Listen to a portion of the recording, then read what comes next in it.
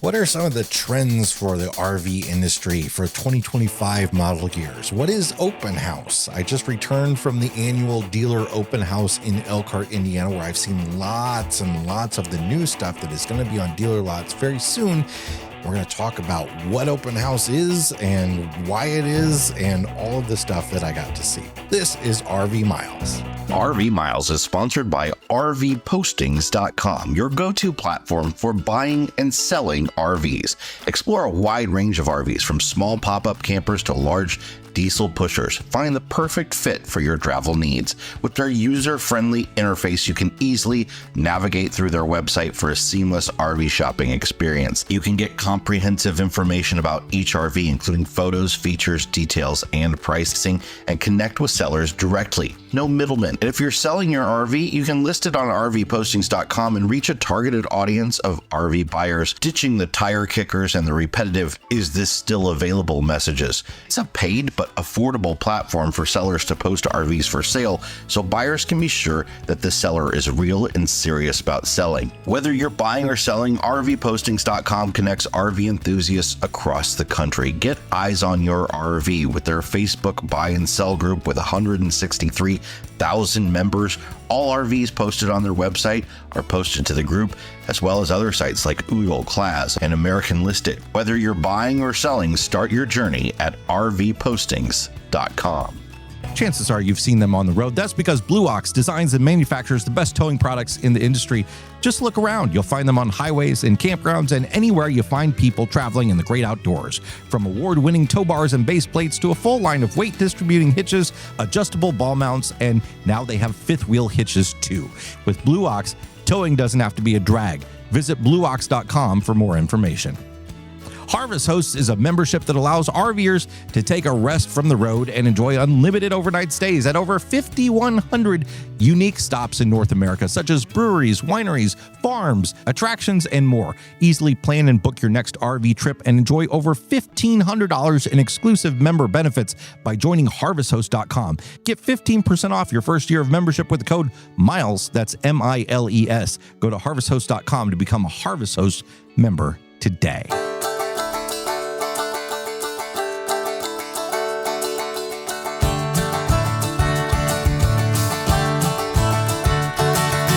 Welcome to episode number 336 of RV Miles. I'm Jason. And I'm Abby. And we are two RVers who, along with our three boys, Jack, Ethan, and Henry, have been crisscrossing all over North America on one epic road trip since 2016. Here at RV Miles, we talk all things RV and outdoors, from open house to national parks to travel destinations, RV life, and so much more. Well, look, you got through that with changing it up. I did. That was one take Abby right there. One take Abby. You're welcome. I have just returned from Elkhart, Indiana. If you don't know, Elkhart is where 80% of the RVs, they say, that are manufactured in the world really are produced.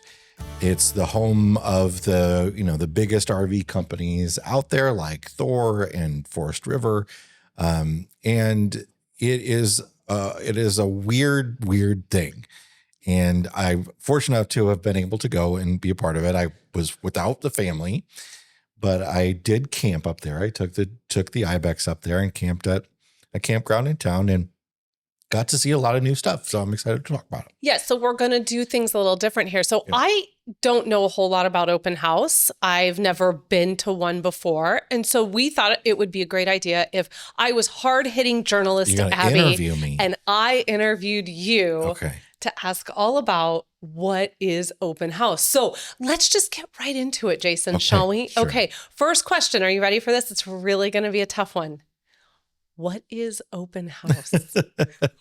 So it's kind of like an RV show. So, if for customers, we go to an RV show and there's a whole bunch of RVs out there and we go shop and find ones that we like. But we are actually not the primary customers in the RV industry. The dealers are. Dealers drive so much of what happens in the RV industry because when they go to something like open house, this is where they decide what they're going to buy to put on their lots. And what they think a customer likes is often what goes. So, there are a couple levels there. There's the manufacturer deciding what they think the customer will like, but them trying to sell the dealer on the fact that the customer will like this and the dealer saying that they won't. And the dealers are essentially choosing from all of these different units. But open house is not like an RV show in that it is not all of the manufacturers together. They're somewhat together in different places. So what happens is it's actually Forest River and Thor are the two biggest RV manufacturers. They're wildly separated. In fact, Forest River doesn't call it open house. They call it expo. It's their own little thing. Oh, we can't even get on board with the name for it. Yeah, okay. No, okay. So it's my understanding that early in the year, it's like in the spring, the heads of like the three biggest manufacturers, Thor, Winnebago, and Forest River, it's the one time a year they get together and have lunch. And they have the main subject of the lunch is figuring out the dates of open house. So they do Fair. that. And it typically now happens after the big Hershey RV show every year. So the Hershey RV show takes place in early September and open house takes place late September. Hershey, some of this stuff gets shown to customers, but some of it doesn't. Some of it gets held back. Some of it's not quite ready, or some of it that manufacturers don't want their competitors to see yet. They keep for open house, because remember, this is a closed to the public event. You have to be invited. So like, even though all of this stuff is happening in Elkhart at the same time and dealers are hopping between these places, the people that work at these companies can't. So, somebody that works at Forest River can't go over to see the Thor stuff and so on and so forth. So there's kind of some like, there are people that are telling them what they see and all that sort of stuff. It's kind of an amalgamation of lots of things. Thor has their big, if you don't know, Thor has like 14 manufacturers like Jayco and Keystone and stuff under their belt. And then Forest River has a whole bunch as well. And then and a lot of it takes place on the grounds at the RV and Manufactured Housing Museum and Hall of Fame, which they have a supplier show inside there, which is a whole different thing where they've got people that make components for RVs and stuff that would go into dealership stores to sell to you. And then on the grounds there's also like Winnebago and Grand Design. And then some of the other manufacturers have displays at their facility as well. So like Alliance does theirs at their facility. It's just like, it's a whole lot of just driving around and going to all of these things and trying to drink it all in like it's a fire hose. So this actually started for you. You left on Friday. Yes. Went up to Elkhart. You had dinner Friday night with some people that y'all might know. Josh Winters was there. So Josh, the RV nerd, our buddy Josh, Matt Foxcroft, and from Matt's RV Reviews, JD from Big Truck Big RV. I got to see JD's face. I am one of the lucky few that knows what JD looks like now. No offense to JD, and no offense to the channel. I know you watch the channel a lot. It's not a channel I watch too often. I didn't know that his hiding his face was a thing until I saw a faceless channel. Yeah. Yeah. And then I saw the picture of all of you where he was deliberately hiding his face. And I was like, oh, so this is like, no one knows what he looks like. And I was like, there was something quite appealing about that. I'm honest. I was like, oh, so everyone just like watches the channel for the content and doesn't judge the person's appearance on the channel. That sounds refreshing. So you show up on Friday. You did take the IBAX up. Where did you stay? I stayed at the Elkhart Campground, which is exactly as it is. It's a lot of sites. Its name says exactly what it is, the Elkhart Campground. I think I don't know if it is, but it kind of has that feel of a former KOA. I think it's actually called the Elkhart RV Park. I think that's its. Oh no, is it really just I've put in the GPS many times. It's okay. Elkhart Campground, and fair enough. And it's like it's actually right next to a RV dealership, and it's kind of in a neighborhood, which is weird. But there's not a lot of great places to stay in that area. I'll be honest, in terms of RV. I wish there was a state park nearby or something like that, because it is a fun place to visit if you're an RVer and you are really interested in the construction of RVs and all that. You can go take some factory tours. you can go to the museum, which is really cool. We've both been there, and there's a lot of historic RVs in the it's the RV/MH Hall of Fame? Museum and Hall of Fame. Museum, and it's a lot. It's the RV museum. I mean, that's just what we say it is. So this was our first time, or your first time staying at that campground. We chose that campground because of its proximity to all of the things that you were going to be doing. It's a place to stay. If you're going there to get your RV fixed at a manufacturer, which a lot of people do, it's another reason a lot of people go to Elkhart, is that there's something that can't be fixed at your dealership that needs to go back to the manufacturer. A lot of people will stay here for that. You were up there by Friday, and then stuff really kicked off over the weekend, which I was surprised by. So this is kind of the first time, or at least there were like hints of this last year, but this event is sort of like a Monday through Thursday thing. Yeah. And what they've done now is over the weekend, many of the manufacturers have made time for a handful of content creators to come in and do tours, because it's very hard to do tours, of course, with all the dealers coming in and out of all the units, and with music playing that you can't have playing on YouTube and all that sort of stuff. And also then they put dealer pricing on some of the units. So what the dealer is going to pay for that. So they don't put that on until Monday, all that sort of stuff. So, so there's a little bit of that element. Plus I think they want some of these videos and stuff to drop early on. And okay. So we're going to come back to the content creator thing in just a second. Okay.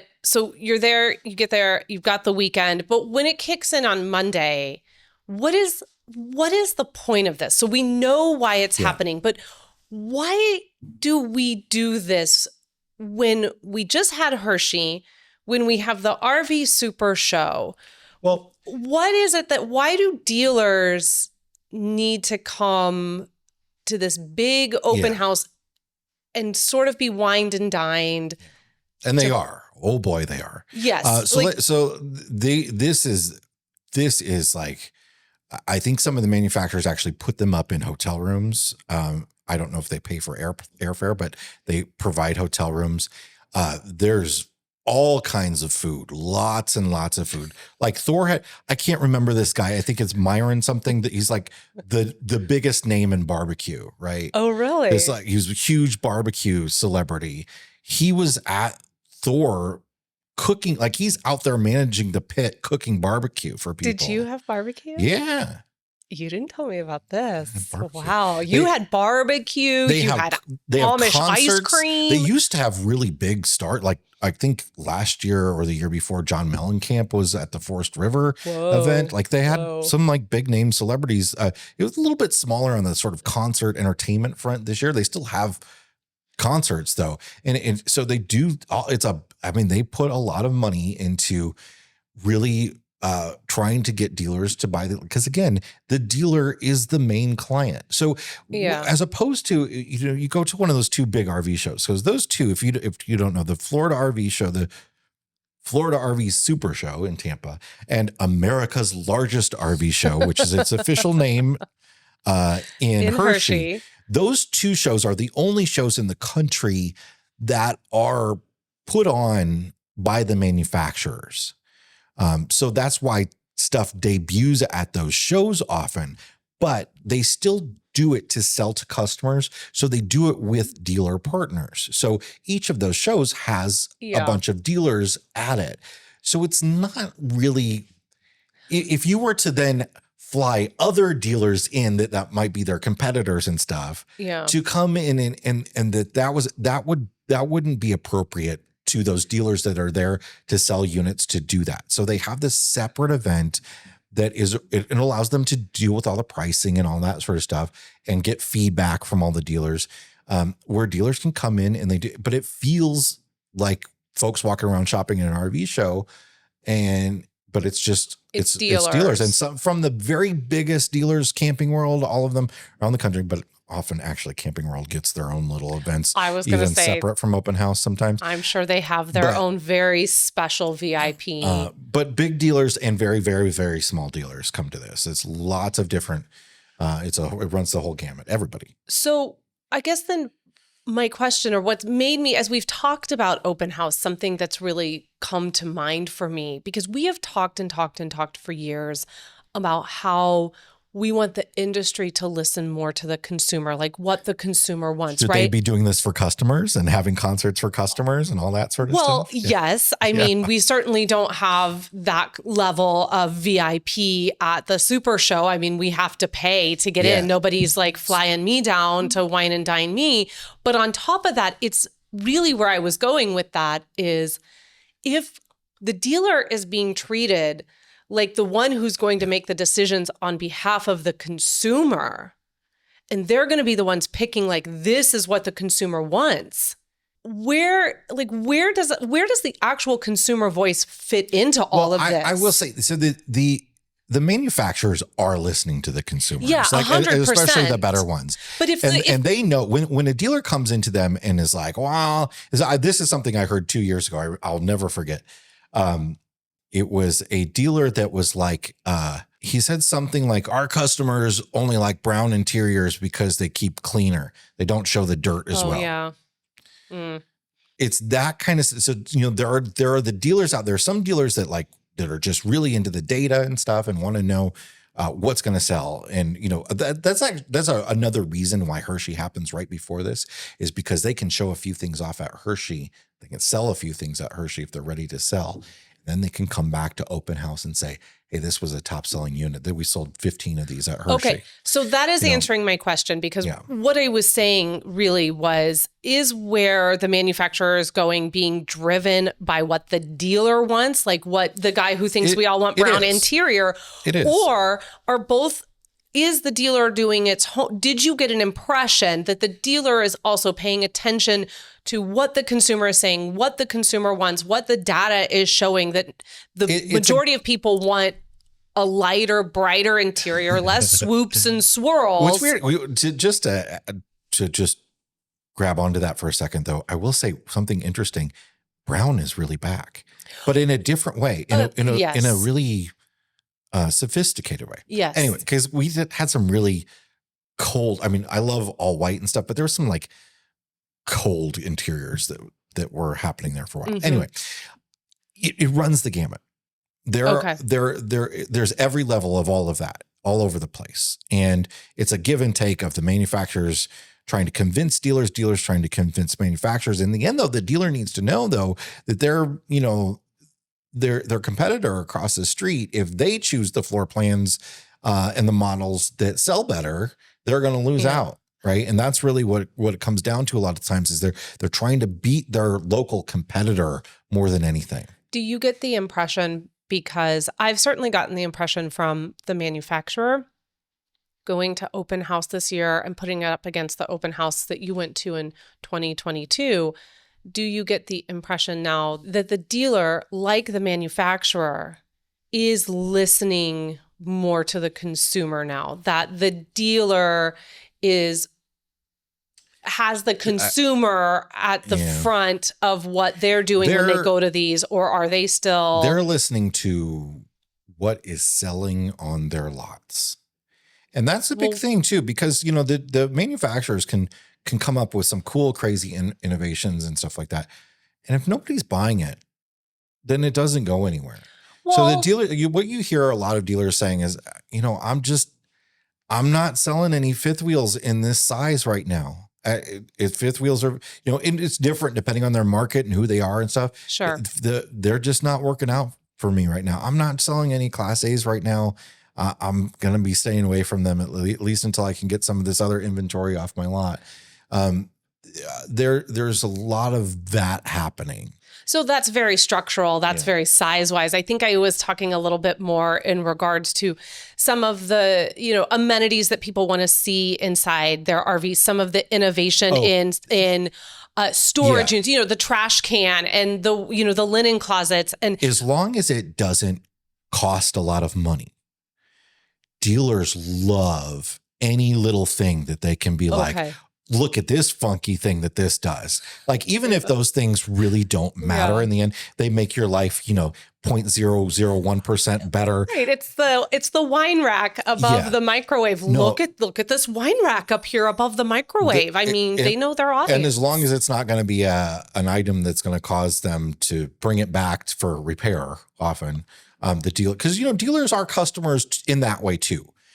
We forget about that a lot because I think dealers get put in the same categories as the manufacturers when it comes to quality, and they bear some responsibility there too. But dealers get these units, and they need work on them often before they ever even get to a customer. In fact, a lot of the big dealership chains have quality centers where they receive the units in Elkhart before they get shipped out. Yeah. So dealers actually really do care about quality, and they care that they care about the manufacturer being somebody who, responds to warranty requests and all that sort of stuff. That is something, I've talked to dealers where they say, we worked with that brand for a while and they were doing some good stuff, but then they started being really bad at responding to warranty requests and taking forever and not responding to emails and stuff like that. And we dropped them, and that there's a lot of that happens. And that is not a like Thor thing, a Forest River thing, a Winnebago thing. People don't understand the individual units under these big companies really are separate brands. They really do act differently. So, Keystone is a whole different company than Jayco. They and they might have their different strengths and their different weaknesses, but they're different companies. They're not ran by the same people. They don't have the same marketing people. They don't have the same engineers and designers, any of that sort of stuff. So Open House really sounds like it's a tango between the manufacturer and the dealer. Yeah, they're just trying to get orders. They're trying to get orders. They have the same tents like they have at RV shows where they have, the tent for you to go do the financing and stuff. Oh, interesting. They have that set up for them to actually place orders for dealers. And, they're trying to say, oh, this is a new thing. You're going to want to get this on your lot before somebody else does. Before someone else does. So we see a little bit of innovation when Hershey happens, and it kind of, sort of plays in, I think it sounds like what's going to happen at Open House. So I thought maybe we could talk a little bit. I know you have a video coming out this weekend that is going to go through all of sort of the upcoming and exciting things that you saw at Open House. It's kind of like a tour through my favorite models that I ran across. Yeah. So we're not going to dive too much into that here on the podcast, because that's a really great video that I think you're going to want to go over and watch. And Jason's really going to be able to talk to you a little bit about that side of Open House. But I would love to know, because you and I haven't even been able to really I just told you about a couple of models, but that's it. Yeah. You just got home a couple, like not even 2 days ago. And we have just it's been a go since you walked in the door Wednesday night to get caught up on work. And there's just a lot happening at home with life. So we haven't even had a chance to have a debriefing about, like, what did you see? I have no idea outside of the couple times you called me and I was on the phone with you while you were with Sabre for a little bit. But what did you see? If you could maybe pick one or two things that you saw that you really think are going to make it onto a lot of dealers' lots that perhaps the consumer is really going to start to see in 2025. So I've talked in depth about this in the video, but the biggest trend in RVing right now is destination trailers. Oh, well, you just did a video on it like a couple weeks ago about what it is. A lot of people are talking about destinations trailers right now. These tours are getting a lot of views. I didn't know what was coming when I did that. I didn't know that I was going to go to this open house and I was just going to see destination trailer after destination trailer. And what a destination trailer is, if you're unaware, it's a trailer that is very big and hard to tow. That is kind of meant to stay at a campground. So it's a destination. Yeah. It's meant to go to a destination, and it's for people that own or rent seasonal sites. It's for RV parks that want to have like a cabin type thing that's not a full on manufactured home type thing. But Yeah. it's an option for those. But what we're seeing this year is a lot more destination trailers, bigger ones and smaller ones, weirdly. So there's smaller ones that are more towable and really big luxury ones. So Alliance came out with a new a destination trailer floor plan that was really cool to see. It essentially has 4 bedrooms in it. It's like it's 2 lofts and a primary bedroom, and one of the lofts is split with a wall down the middle of it and has 2 full-size beds in it. And there's just stuff like that. There was a Cedar Creek model and a Riverstone model that are just have gorgeous interiors. That Cedar Creek looks stunning. It was really it's stunning. And I know it's going to be in your video. Yeah. And I'm wondering, so destination trailers. Yeah. I'm wondering if I can just ask another question that you can tack on to this. Do you think that this is in response, the consumer response to the frustration with campgrounds, with reservations, and that more and more people are looking for those seasonal sites, that they're just deciding, I just want to have this one place that I go to? Is this a response to the campground industry that is looking for more unique options outside of the more standard modeled trailer home? I think that's where it is. You think that's where it is? I think so. I asked a lot of people about this, about what's behind this new boom in destination trailers. Yeah. And a lot of people said, well, unfortunately with the housing issue in this country, I think a lot of people are living in, that's all conjecture that people are thinking, and that they're living full time in these. I don't know why we attach that unfortunate word, but I don't think people are buying $120,000 destination trailers because they can't afford to live somewhere. I mean, these destination trailers are more expensive than some of the modest housing here where we live. Some of them are fairly cheap. But I think what's happening instead is that the park model RVs. So park model RVs are the ones that look a little bit more like a cabin. They have to be towed in by a commercial hauler. Sometimes they have to have an oversized load permit to get it there. They're staying. But they're on a campsite. So legally they're in an RV park. They have the same, they run under the same ordinances as an RV park. It's an RV, but they have to be manufactured to a higher standard to be considered a park model RV and to be allowed that extra square footage and stuff. They are manufactured to a higher standard, and they are more expensive to buy. They're more expensive to put in. I think a lot of these destination trailers are being purchased by campgrounds instead of park models as a solution to make it a little bit cheaper, a little bit easier to get them in. And I also think private owners that are staying in some of these places. So, like we used to have friends that had a park model RV at a resort outside of Chicago. Had they wanted to have the opportunity to move to a different park, say they stopped liking the owners there, or they just wanted to next year move to a different place or something like that, even if you don't have the truck to do it yourself, because most of these you have to have a fairly big truck. You're going to have at least a dually and sometimes bigger. You can hire somebody to do that, once every couple of years or so and move it to a different location. Or some of these smaller ones are actually fairly towable by anybody with a larger pickup truck. But I think a lot of it has to do with that. People that are wanting a seasonal house. Part of it might have a lot to do with the Airbnb effect too, because it's harder to buy a vacation home in somewhere like Florida, for instance, that's going to be your winter home than it used to be, because a lot of people that own those aren't selling them. They're renting them out as Airbnbs. So I think there's all sorts of elements like that all sort of play into this, but it's a trend. But I think what's really interesting, a lot of people here aren't interested in destination trailers at all though, is some of the stuff that's happening on the destination trailer front is filtering down into a lot of the other models, particularly the larger fifth wheels. Some of them are feeling a bit more like a destination trailer, even though they're still fairly towable.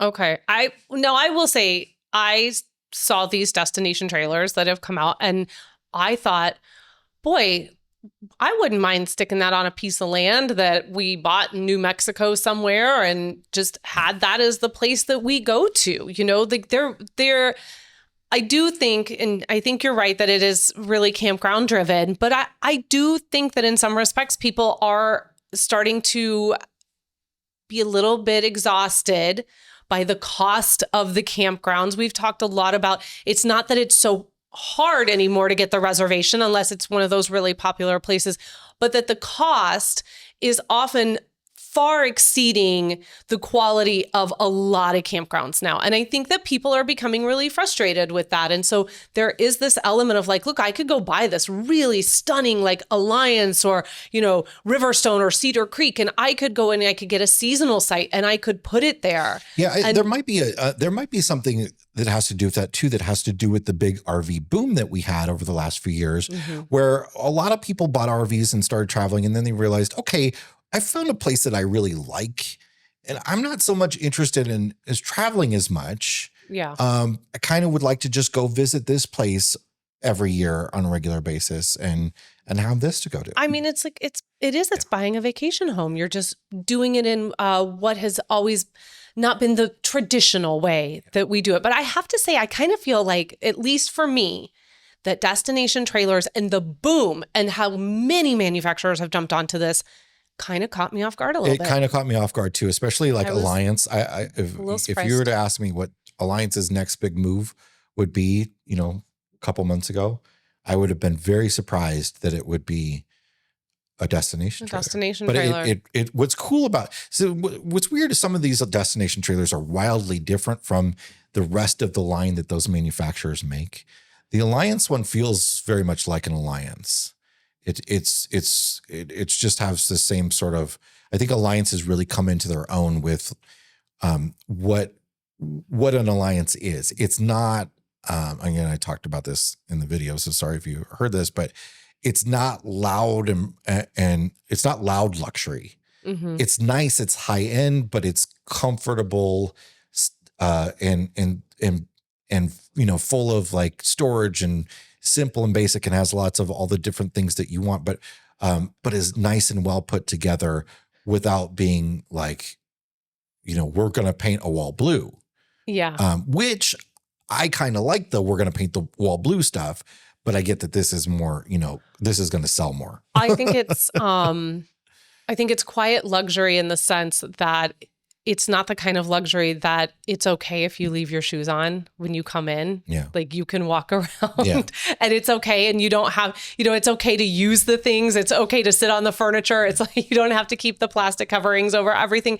It is, you can have that luxury, which I think is the kind of, for a lot of us RVers, or just, I know for my aesthetic, I want something that is quality, but I want to be able to use it and I want to put it through its paces. And I want to enjoy it. Yeah. You know, I don't want to be thinking about like, oh, don't sit on that because I'm going to try and sell it like in a couple years. I want it, you know, I want to be, and I think Alliance does that really well, where they provide that kind of quality, but they also allow you to like enjoy it, and it's going to hold up. And so that's kind of cool. So you saw all the RVs, you did the whole thing with the dealers, you ate some barbecue, you hung out. Now, I want to go back a little bit to the content creator portion of this, because one of the things that we've kind of always talked about with Open House that we feel has been missing, and maybe this year it's amped up a little bit, is the content creator involvement. And not necessarily it was amped up this year. Yeah. Yeah. And I'm not talking necessarily from the creator who's going to walk through the rigs and whose channel. So like a Josh or a Miles or a Matt, where they need to be able to get in there and see those rigs and, you know, experience the channels that just do as many tours as possible. Let them get in there and do their work. And I'm so glad that they make space for those great channels. But it feels like there's this next level content creator. So now this year, it's been really great for us from a media standpoint, from a news standpoint, to be able to get in and have as much access as we had this year. I think this is the first year for RV Miles that we've had really the kind of access that we've had to Open House. So that really says to me a little bit of the temperature, and the focal point is changing a little bit. But Is there, with open house, is there an element? I know that the dealers have come in. I know that Camping World came in and was making a lot of their own content. But is there an opportunity for more of these independent content creators to come in and be able to work with the manufacturers on, what is new and exciting? Absolutely.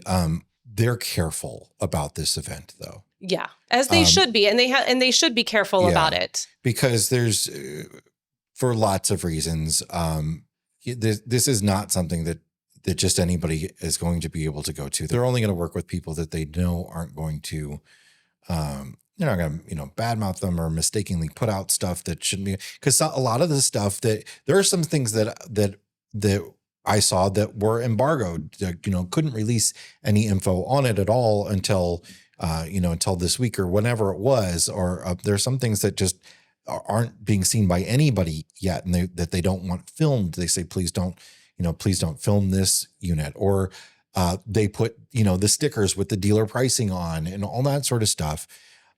So they're very careful about some of that sort of stuff. So, and I think it would be, I hope this doesn't sound like elitist among the content creator sphere.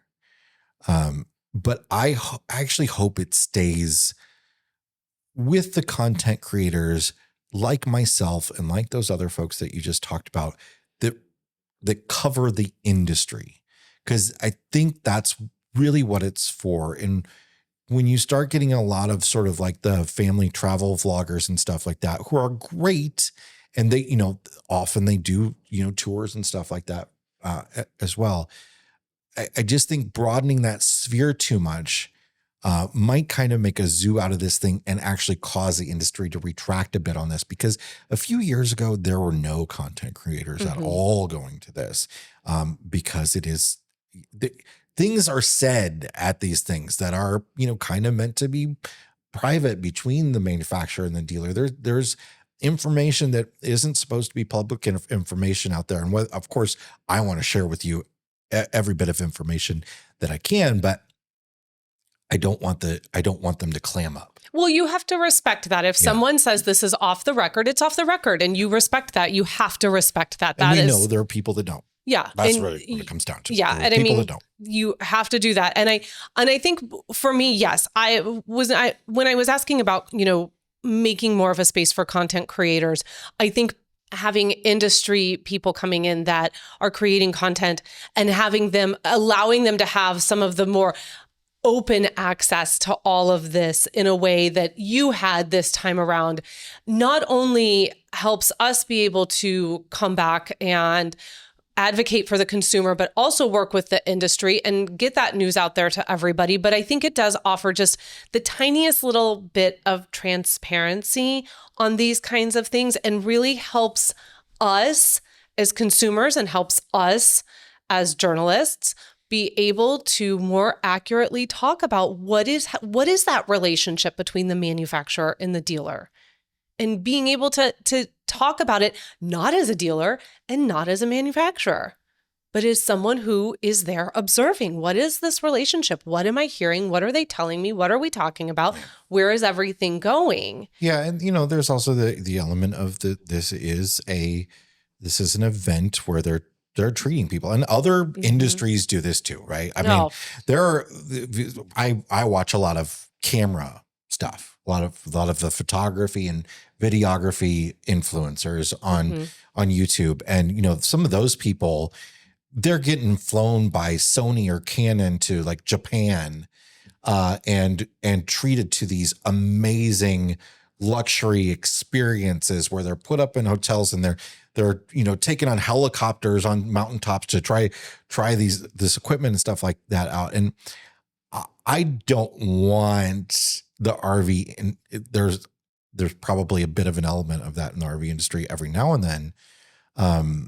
But I don't want that to happen to the RV industry and for them to feel it, because I do think a lot of the content creators in the RV industry, for as much as some of the social media folks will cry that they're all bought and paid for, I think that's very rare. And I'll say, look, I ate their food, okay, but I wasn't paid to be there. I wasn't put up in a hotel. No, it came I out paid of my our own way to pocket. get there. We paid for all but of I this did for eat you to their go. food. You did eat that barbecue. You did eat that award-winning barbecue. But that they trust, like I hope you all trust, that I'm gonna be fair and honest. And there's nothing to be like when you go to an event like this. Some people are gonna want to be like, "Oh, this is a piece of junk. Look, this handle fell off."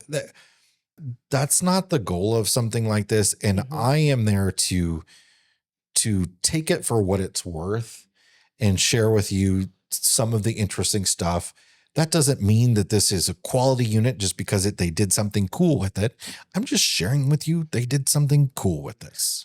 Like I said, I was a part of a couple conversations when you called me in and got to see a little bit of what was going on and talk to some people. And I did take away from it a constant level of what seemed like enthusiasm and excitement for what they're doing and what they're working on. And I think that that's really great. It's nice to see that level of enthusiasm. I'm really looking forward to Florida and to Tampa. I think when we start to get to see some of these rigs. This is an interesting year because what's happening right now is, as we all know, the RV industry is kind of hurting. It's retracted significantly from the pandemic boom to much lower numbers than before the pandemic. So what's happening is they're all having to compete with each other a lot more now.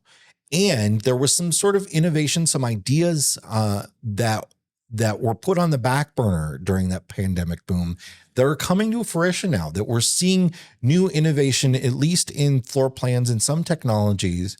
But there's some floor plans that this year, especially, I got to say, Forest Rivers Brands knocked it out of the park. Forest Rivers Brands had so much new stuff. Cool. This year. And there's just a lot of different floor plans that I don't know how well they'll sell, but that are wildly different than anything we've seen before. I think it's cool. I saw a couple of things that I just thought, wow, like finally, wow, this is so cool that you're doing this inside. This is so cool that this is happening on the outside. I'm really looking forward. Like just that little bit that I joined in with you got me really excited, like I've already said, for Florida and the potential of some of the things that hopefully we're going to see there. So when we get to Florida, you're going to see lots of decks and porches on RVs. So you're going to see a lot of destination trailers. Here for that. But the decks and porches is a big thing, and a lot of them are very cool. You're going to see a lot of two-tone color palettes on the interior. So some cabinets one color and some cabinets another color, which looks really nice. You're going to see a lot of jumbo sofas, a lot of things on the big end of units. And the one other thing that I'm picking up on that I hope is something that is being consciously thought of in the industry, because it seems like it is, and hopefully this is coming from the customers and the dealers as well, is that I'm seeing a lot more floor plans that have, this is something that we've just talked about over and over, nice, comfortable sleeping spaces for everybody, and less that's like, well, this sleeps 14 people. You can open this up and open this up, and people, you can turn the dinette into this. And there's a lot of foregoing that and saying, okay, let's make a bed a decent size for a person, instead of having this be this back end of this trailer be a quad bunk. We'll make it a dual bunk and split it in half, and each kid gets their own room. Basically, it's not everything, but there's a lot of that kind of stuff happening.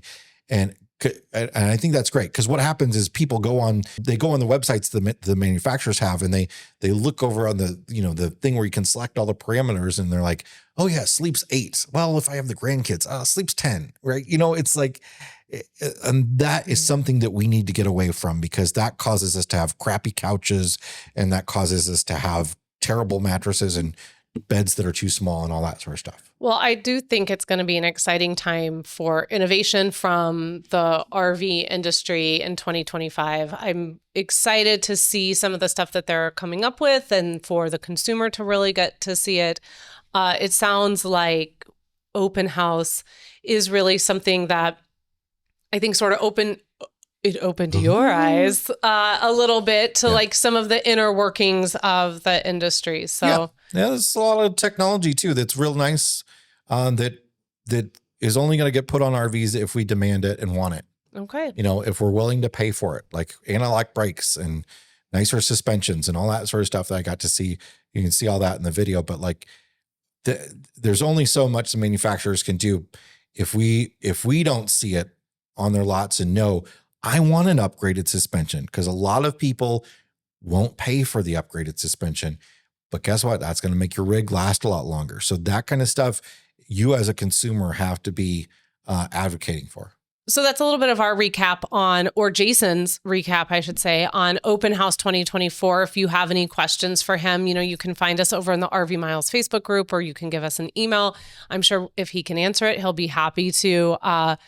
But anything else you feel like you want to add before we wrap this up and move on? Do you think there's anything that you saw at Open House that could really benefit the consumer-focused shows that we do, both in Tampa and in Hershey? I just think, there's a level of, we could make those shows a bigger thing for customers, like with entertainment and all that sort of stuff. But I get why they don't do it. I've talked to somebody about this recently too. Like, why do I have to pay to get into an RV show? And the reason is because the experience for you would be terrible if you didn't, because you don't want people that are there to see the free concert. You don't want this place to be flooded with just the people that are looking for something fun to do on the weekend and have no desire to buy an RV. So if you can pay $15 to get in, they would be happy. Seriously, they would be happy to not make you pay.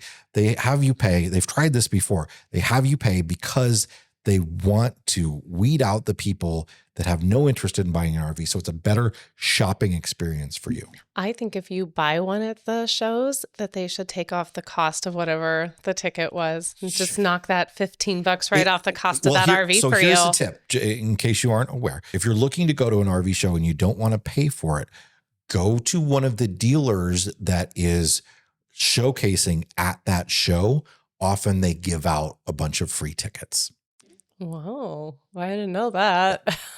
Okay, there you go. It's your tip of the day from RV Miles, how to get into an RV show for free. All right, it is time to check the level of our tanks, and those are sponsored by our friends over at Liquefied RV Toilet Treatment, the no BS toilet treatment. You can find Liquefied over at liquefiedrv.com or on Amazon. Okay, Jay, what is in your fresh tank this week? Before I tell you my fresh tank, I have to say our truck smells like liquefied inside, because I have like 90 bottles in there of liquefied. There, we're giving them as a giveaway at our homecoming rally coming up.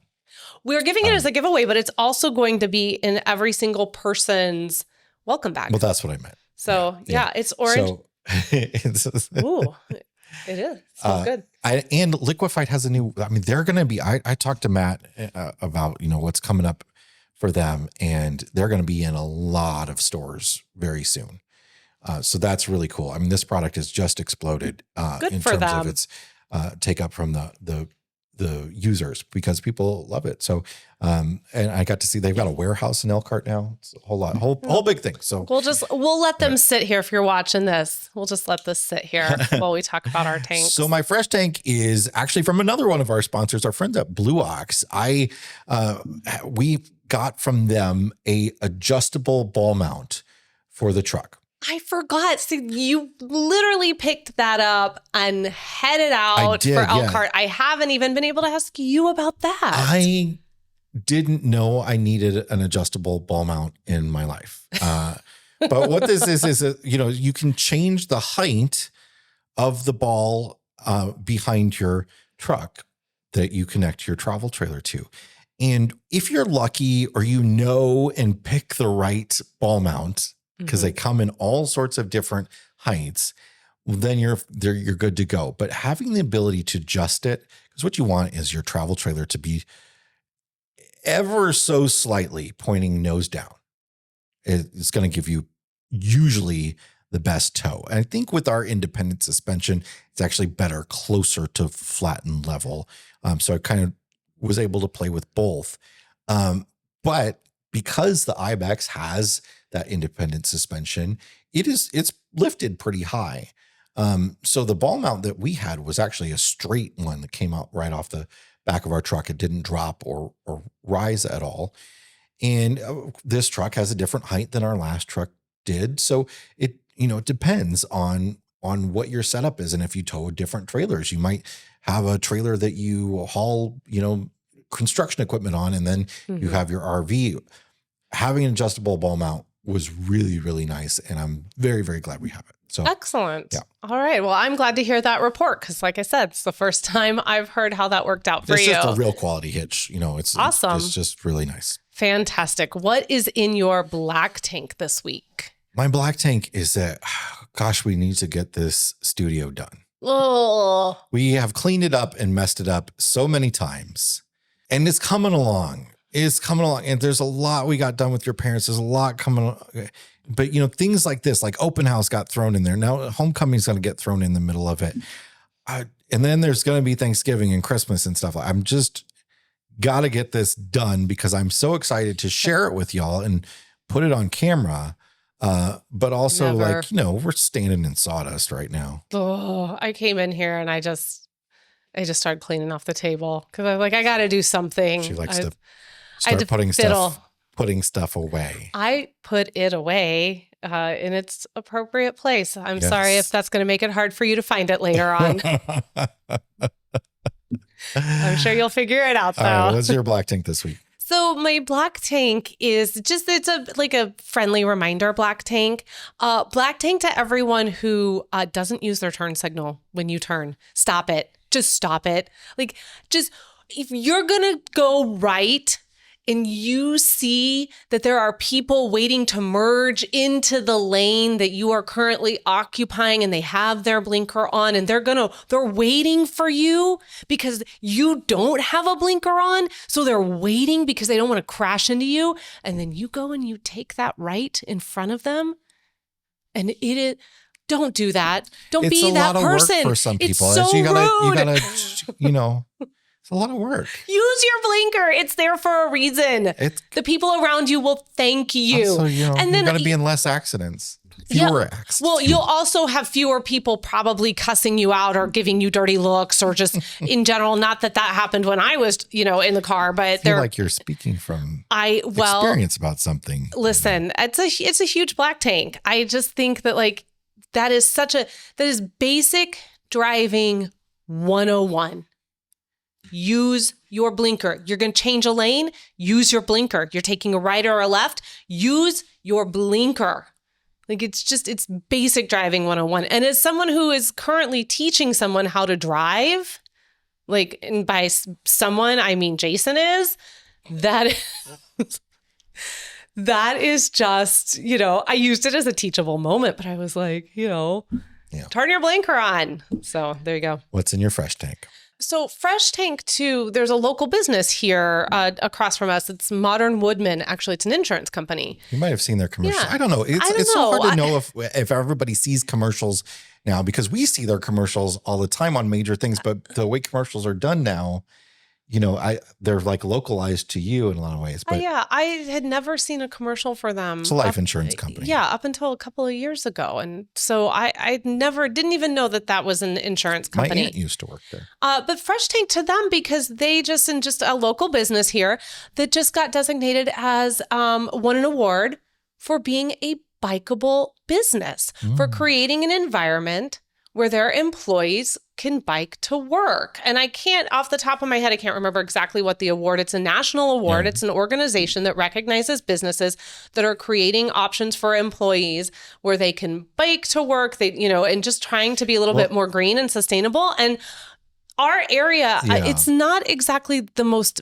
the Quad Cities is not a very bike friendly. But they're on the community. river, which has a bike path that goes down the river. But also they have put it in bike racks all over downtown here. Yeah. So Rock Island, where our studio is located, is really trying to become more bike friendly, more walk friendly. And they're really trying to bring not only businesses down here, but I think really get people back down here living and working in Rock Island. And I just thought that it was really cool to see a company like Modern Woodman kind of leading the charge here in this area to create a space, because they have a lot. It's a big building over there with a lot of employees. And so I just thought that was really cool to see, again, like our little hometown here really trying to move forward a little bit and become a space that is attracting businesses and people to come down here and live, and, you know, and giving the option with the transit system that's here and being able to bike. And I thought that was kind of cool. They've got a pretty good over there. They got a great little riverfront spot. Yeah, they got a sweet they've got lunch no area. neighbors. They've got a park right next to them. It's really great. It's really nice. They got their own parking lot. Like it's swank over there. I didn't know Modern Woodman was so flush. Peculiar name for life insurance. It's a peculiar name in general. I remember Jack used to have that little Modern Woodman hoodie. Do you remember that? Yeah. And I always was like, what is Modern Woodman? What is that? But I thought the hoodie was super we need to dig cute. into the history of the name, but yeah, it's big life insurance. Yeah, so, you know, just fresh tank to these mid-size and smaller communities that are also trying to be bike friendly. And because oftentimes we're also spread out everywhere we want to go. I mean, if I have to drive these kids to Davenport one more time, listen to me, do I not sound like a Quad Cityan now? I don't want to cross the river. I got to cross this river one more time today. But there's a lot of river crossing that happens over here from Illinois to Iowa. You could. I Iowa don't has understand. I never Costco. understand that thing though, because there are people around here that are like that. They're like, I'm looking for a coffee shop that I can sit down on this side of the river. It doesn't matter if it's 45 minutes the other direction. They're not going to cross the river. No, they will go to Port Bryan before they go to LeClaire. It's just like you though, because you are one of those people that you will not get on a highway. Because especially like in your parents' town, and if you have to go like from one end of it to the other, the quickest thing to do is to get on the interstate and go from one exit to the next. That's dumb. That's so much work to go from one exit to another. Yeah, but so is sitting at 10 stoplights. Why? I like to take the scenic route. I'm an RVer. We like to take the scenic route. If I don't have to get on like 280. That is not a scenic route at all. That's the scenic tour of all of the fast food restaurants in your parents' hometown. I don't particularly like to get on 280 here and merge onto it for just a couple of miles and try to get up to 70, 75, 80 miles an hour with all the trucks that are on 280 doing that, because the speed limit is 70. So, everyone's going 75 or 80. But all the idiots not using their turn signals are taking the side streets. The idiots are also not using their turn signals on the highway. Okay. This is not just a side streets thing. We've wandered off the point a bit. We have. That's it for this week's episode of the RV Miles podcast. Yes, it is. And hey, just a reminder, if you're enjoying the show and you're watching this on YouTube, we hope you'll consider liking this episode or going over and hitting that subscribe button, maybe sharing the episode with your community. If you are OG and you are listening to this on a podcast app, we would love it, especially if you're on Apple, if you would head over Apple or Spotify or Amazon, if you would just head over there and just leave us a little 5-star review, let us know you're watching, let us know you're listening. We would really appreciate it. It helps put RV Miles in front of a whole new generation of listeners. So thank you very much.